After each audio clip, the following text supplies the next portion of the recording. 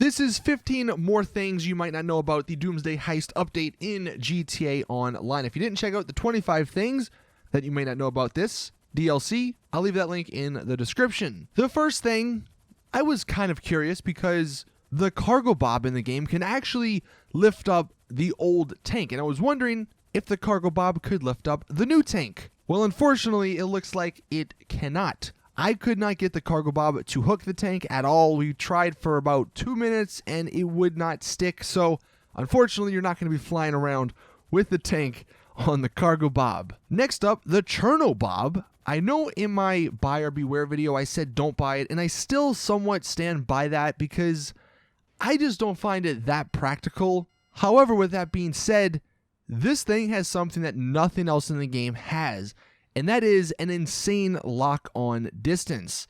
Now, it still blows up in one shot.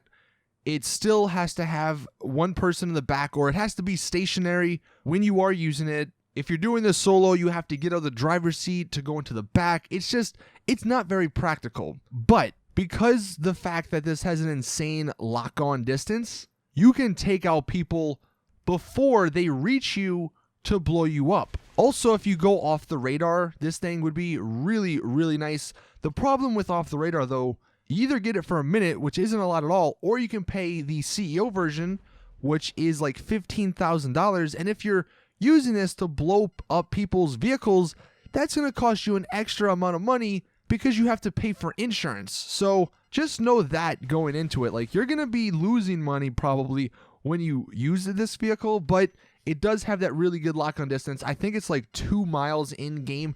You can see in the gameplay that cargo bob is so far away. It's just a little black dot on the screen, and I can still lock on and take it out. So if you did maybe accidentally buy one, it still has a use, but it definitely does have its drawbacks. Now, the Orbital Cannon. This is something that is a very divisive feature that was added to the game. Some people love it, some people hate it. I see both sides.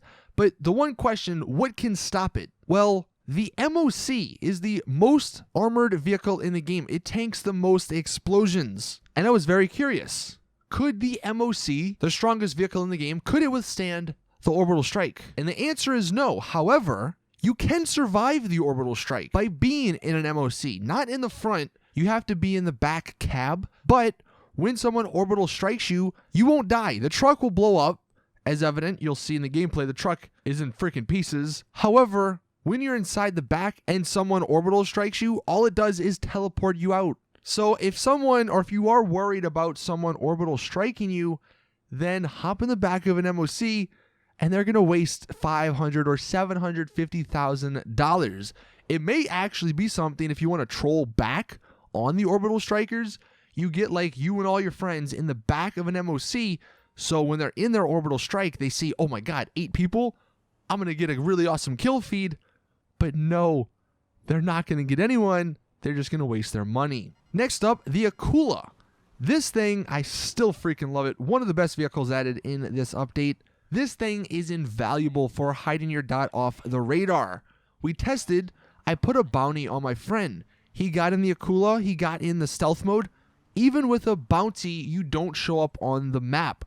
And I believe the same goes for cargo missions and any other sort of time that something that will appear on the minimap, like blinking red for other people to come find you. If you're in the Akula and if you're in stealth mode, you will not show up. So if you are struggling playing in a public free roam lobby with 30 people, you got people always coming after you, the Akula may end up saving your sanity by hiding you from the radar. This next little thing is something that I guess I must have already done, because when I try and go to the Life Invader website on my phone, it gives me an error. It actually says like the Life Invader page is down or something. However, what you can do is go to the Life Invader page and you can like the war stock on it. And what that'll actually do is give you a one-time 10% off for your next purchase. Now, most of us, at least if you've been playing for a while, have done this. But if you're a new player, or maybe you just never did it, 10% off of one of the new more expensive vehicles is, a decent amount of money. Speaking of money, one thing that it seemed me and my friends found out, at least this is what they told me, when we were doing the heists, only the heist leader, which was myself, unlocked the trade prices. So all the people that were helping me, they told me they didn't actually receive those trade prices. They had to do it and complete the heist by themselves or as the leader to unlock that. So if you're wondering why you haven't unlocked those prices despite you playing through the heist, it's probably because you weren't the leader. That kind of sucks, but it is what it is. Now, apparently in this update, thermal vision was nerfed, but what's odd is that it wasn't nerfed on the sniper. So with the thermal vision on the helmet, you cannot see through walls anymore. I guess before, what you could do was see through walls and see where people were, and obviously that's kind of annoying and kind of OP because you could see where people are coming before they see you, but now that is no longer the case. However, on the sniper thermal vision, you can see through walls, so I don't get the purpose of that. Now, one thing I noticed accidentally on PS4, you can sit in the orbital strike screen and go AFK, and you will not get kicked from your lobby. So if you're looking for a way to stay AFK in a lobby without getting kicked, just load up your orbital strike and don't blow anyone up. Sit in that menu and you will sit there forever. Because people were reporting that sitting in front of your TV or in front of your computer screen, those don't work anymore and you will get kicked. I cannot confirm those or deny those, but I do know for a fact that the orbital screen menu will not kick you from the lobby. One cool little Easter egg that someone noticed, check this out. In the Deluxo mission, in the Deluxo setup mission, a blue surfer van actually passes by, and that is actually a little Easter egg from the movie because that same sort of thing happens. Now, speaking of the Deluxo, one awesome thing, you can land on a floating Deluxo. So if a Deluxo is up in the air and it's slowly going to the ground, you can parachute from a heli or something and land on it. I don't know how practical this is, but it's kind of cool to be sort of surfing on a car in the air, and you know you can shoot people and all that. No one really expects it, so I think that's kind of nice. And also with the Deluxo, I know I mentioned in the last video that it's probably the best boat in the game now, despite it not really being a boat, but the fact that it can go on water just makes it very good.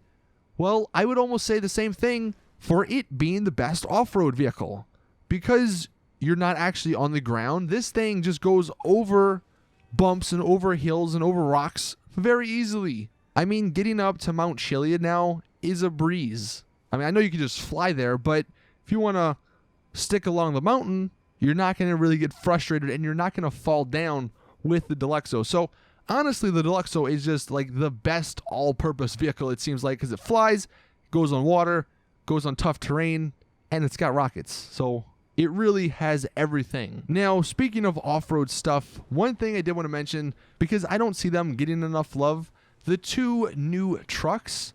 We'll start with the Ratia. This thing's suspension is incredible. I know people are writing it off because it's an off-road vehicle, you know, it's cheap, it maybe doesn't look that great to them, but this thing is very, very good. Look at this suspension. It's almost like we're not even driving on bumps. And I don't even show it, but it's got an insane amount of customization. So the Ratia may be one of the better cars from this update. I know not everyone goes off-roading in GTA, but if you do, definitely pick up that vehicle. Now with the other vehicle, the Yosemite, one neat little feature about it, it has auto hydraulics. So when you're driving, the car will actually raise off the ground so you don't hit bumps and stuff. But when you stop, it will lower to the ground so it becomes a true lowrider. I just love these little things that Rockstar do add to the game. And then the final thing I'll bring up regarding the MOC, you may want to end up changing one of the bays in the back of your MOC now that we have the Avenger. In the Avenger, you put the vehicle and the weapon workshop so you can customize vehicles and you can upgrade your guns.